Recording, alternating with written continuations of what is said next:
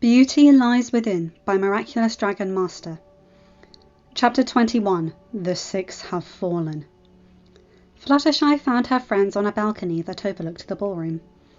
Twilight, Rarity and Pinky were softly crying, while Applejack and Rainbow were sniffling. "Girls?" she asked quietly, catching their attention. Rarity saw her and grabbed a handkerchief from her purse that matched her dress. She used it to wipe a little bit of her mascara that was beginning to run down her face. "Fluttershy," she said. The kind-hearted girl knelt down next to her and Applejack.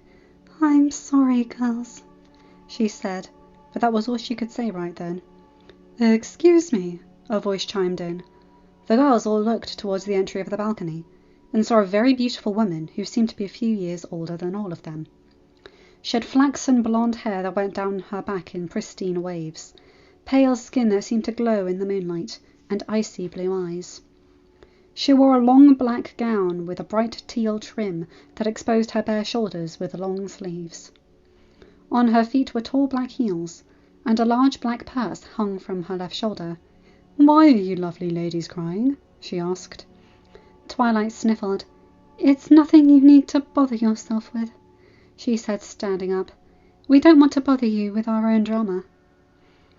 The woman smiled and came up to her. "Princess Twilight, it's all right," she said. "I can tell when someone is having a hard time." She then glanced over at the other girls. "And I think all of you are experiencing heartbreak." She stopped when she looked at Fluttershy. "Well, not you, I see." Fluttershy nodded.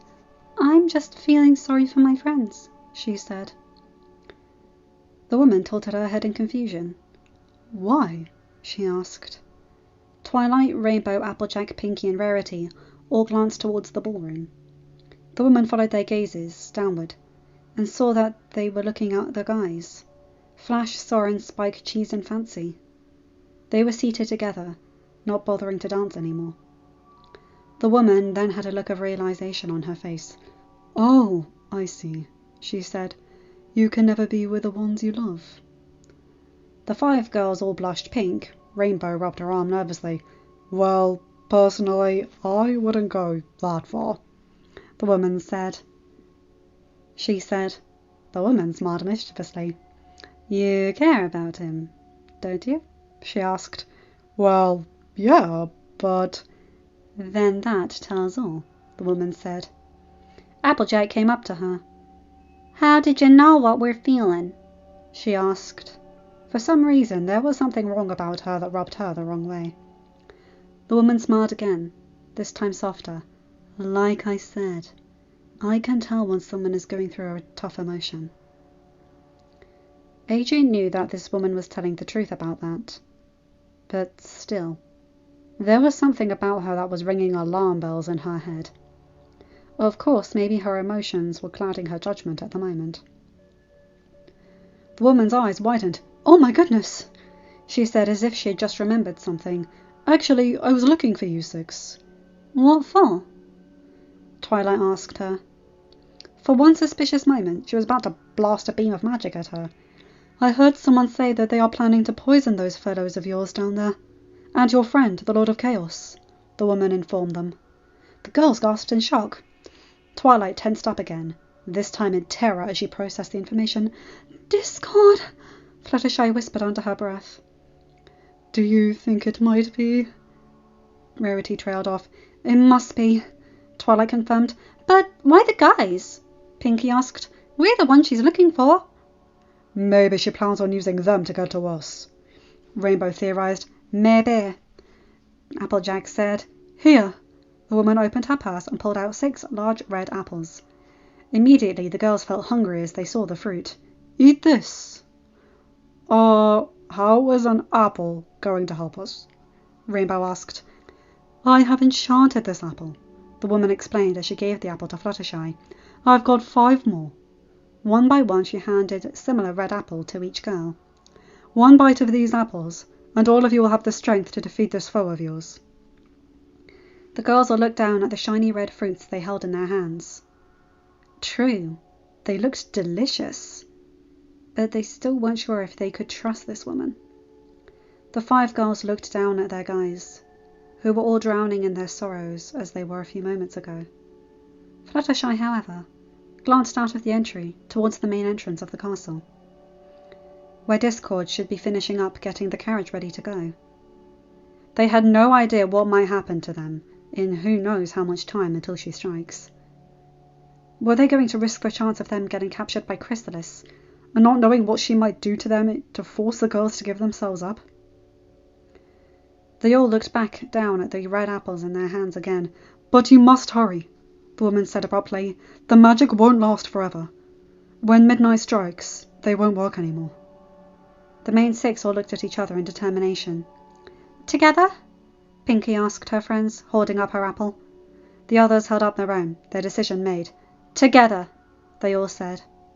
At the same time, they all brought their own apples to their lips. The sweet aroma filled their noses as they broke the red peel and took a bite. The first thought that went through their minds is that these apples tasted wonderful, sweet and juicy. Applejack even recognized her apple as one from her farm. But the next thought they had was that they were feeling dizzy.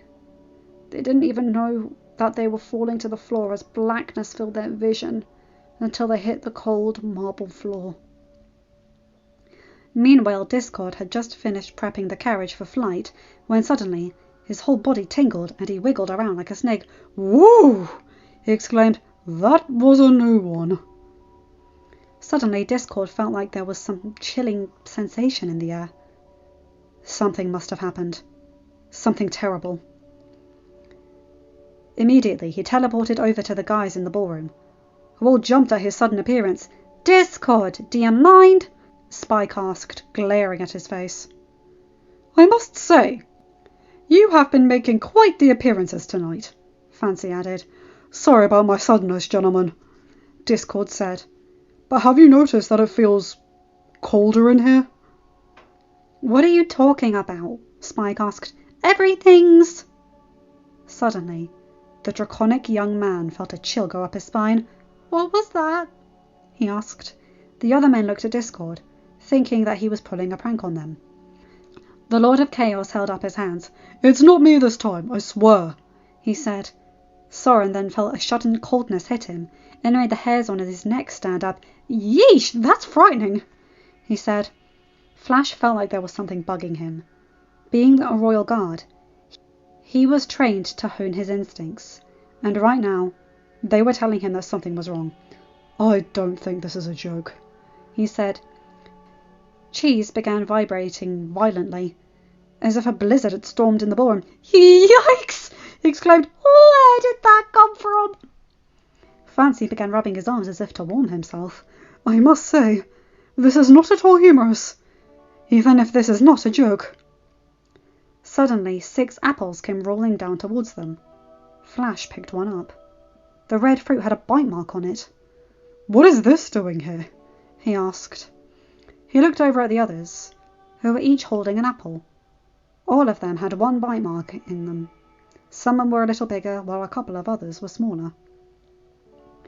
Discord inspected the apple that was in his hand, looking closely at the small bite mark in it. Then he suddenly felt like his heart had dropped to his feet, heavy as a stone. "Oh, no," he whispered in horror. Suddenly a loud cackling echoed through the ballroom, causing the music to stop. The guests all looked around, wondering where this eerie laughing was coming from. A beautiful blonde woman was standing up from a balcony overlooking the ballroom, laughing an evil, victorious laugh. A sinister smirk then came upon her face, as green flames climbed up her body. When the flames relinquished, Queen Chrysalis was in her stead. The guests all gasped in horror at the appearance of the changeling queen. The guys, however, readied themselves for a fight if she made the first move. Celestia flew up towards her. "Chrysalis!" she said, her violet eyes narrowing. "Well, well, well," Chrysalis said, flying up with her bug-like wings, looking down at the guests below her. "Isn't this a fabulous party, Celestia?" she said. "You are a fool to show yourself like this," Luna said, flying up beside her sister. "Especially tonight." Oh, but where's the fun in not attending? Chrysalis asked, her smirk still visible on her face. I thought I'd come back, making a statement, crashing the biggest party of the year, and finally having my shot at revenge. It seems worth it, don't you think? Your shot at revenge? Celestia asked.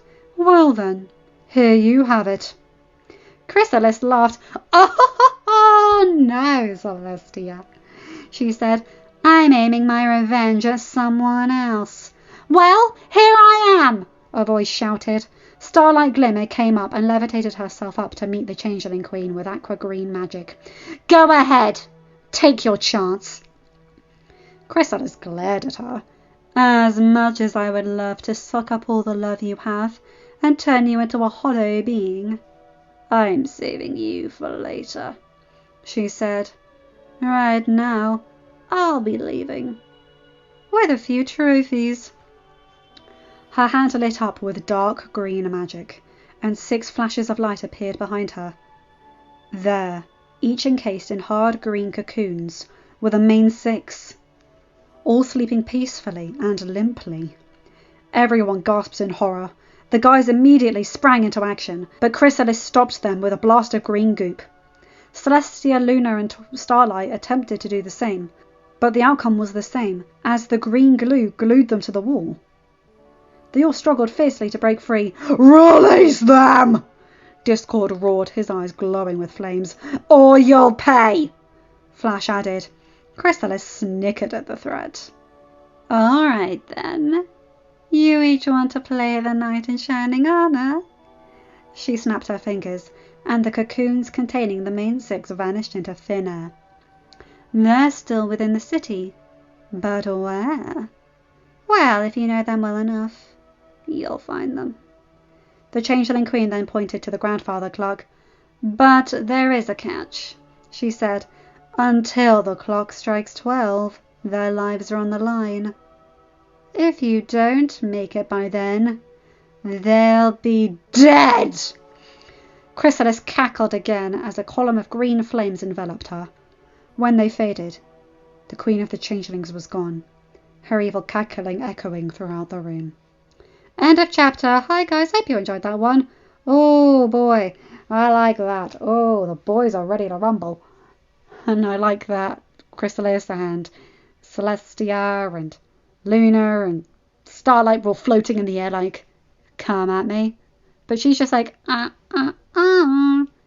got a trick up my sleeve. You gotta appreciate a villain who just likes being evil. Anyway, you guys know the drill. Like, comment and subscribe and hit that bell to get notified whenever I upload a new video.